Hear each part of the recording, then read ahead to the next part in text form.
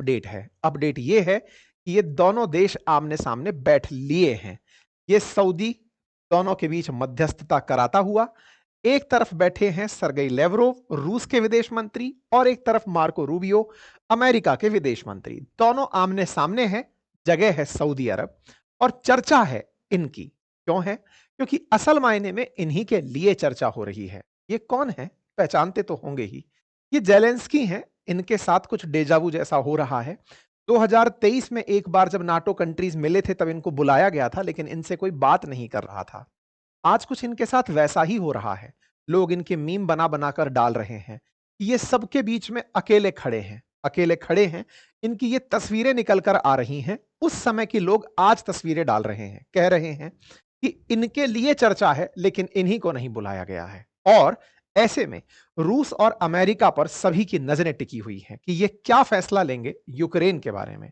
Ukraine के Zelensky Biden के काल में अपने आप को इतना महत्वपूर्ण समझने लगे थे कि दुनिया की हर बड़ी बैठक में उन्हें स्पेशल इनवाइटी के तौर पर बुलाया जाता था। हम पर भी बड़ा प्रेशर था कि भारत जो G20 आयोजित कर रहा था उसमें उन्हें एज ए स्पीकर बुलाए, लेकिन भारत ने लास्ट मोमेंट पर उन्हें नहीं इनवाइट करके अपने आप को बिल्कुल न्यूट्रल रखा। लेकिन बाली पहुंच गए थे ये। इसका मतलब यह है कि दुनिया भर की तमाम मंच पर जिन्हें बोलने का मौका मिला हो, आज ट्रंप के काल में उन्हीं के लिए रूस के साथ बात हो रही है। लेकिन अमेरिका और रूस की इस बातचीत में यूक्रेन मिसिंग है। यूक्रेन मिसिंग है सो है, साथ में यूरोप भी मिसिंग है। यूरोप की बात क्यों है? क्योंकि असल मायने में यूरोप के साथ ही जाना चाहता है यूक्रेन।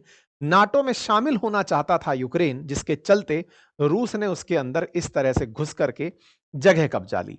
मतलब यह है कि जिस यूरोप को सबसे ज्यादा डर रूस का है, ना तो उसे बुलाया गया, जिस यूक्रेन में कब्जा करके रूस बैठा है उस यूक्रेन को भी नहीं बुलाया गया। और दो लोग मिलकर के ये डिसाइड करने बैठे कि आओ चर्चा करते हैं कि इसका क्या करना है। हेडलाइंस बनती हैं कि अमेरिका और रशिया के बीच में पीस डील होना शुरू हो चुकी है, जिसमें यूक्रेन इनवाइटेड नहीं है। ये तमाम प्रकार की हेडलाइंस निकल कर आती हैं। इन हेडलाइंस के बीच में जेलेंस्की भी चल तो दिए थे यूक्रेन से, और वो यूएई तक पहुंच भी गए थे। यूएई सऊदी से बॉर्डर का टच करके बैठा हुआ देश है, आप बाई रोड भी जा सकते हैं।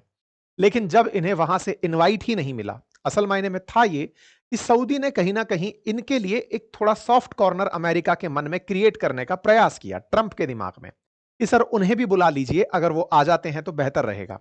लेकिन अमेरिका ने नहीं माना। उन्होंने कहा कि 3 साल बीत चुके हैं, 3 साल में इन्हें हर बार बुलाया गया है, इनके बुलाने से बात बनती ही नहीं है, तो इन्हें बुलाना नहीं है, इन्हें फैसला सुनाना है। तो अमेरिका इस चलते रूस के साथ बातचीत करने के लिए उतरता है। मॉस्को टाइम्स की हेडलाइंस होती हैं, US Russia talks begin in Saudi Arabia. अब तक लगभग 8 बार प्रयास हो चुके हैं रूस यूक्रेन युद्ध में आपसी सहमति बनाने के, लेकिन उस 8वें प्रयास में फाइनली दुनिया की दो महाशक्तियां आमने सामने आकर बैठी। इससे पहले के सभी प्रयास निष्फल इसलिए रहे क्योंकि अमेरिका और रशिया दोनों ही शामिल नहीं थे। अमेरिका अपने किसी व्यक्ति को भेजता था या फिर केवल सहमति देता था, लेकिन रूस टेबल पर नहीं आता था। इस बार इन दोनों ने आपस में बैठकर डिसाइड किया है कि चलो क्या कुछ कर सकते हैं। तस्वीरें आती हैं, सरगेई लेवरोव को आप सऊदी के अंदर देखते हैं। कहा जा रहा है कि अमेरिका और रूस की यह चर्चा जनवरी 2022 के बाद पहली चर्चा है, यानी 3 सालों में इनकी कोई डायरेक्ट वार्ता नहीं हुई है।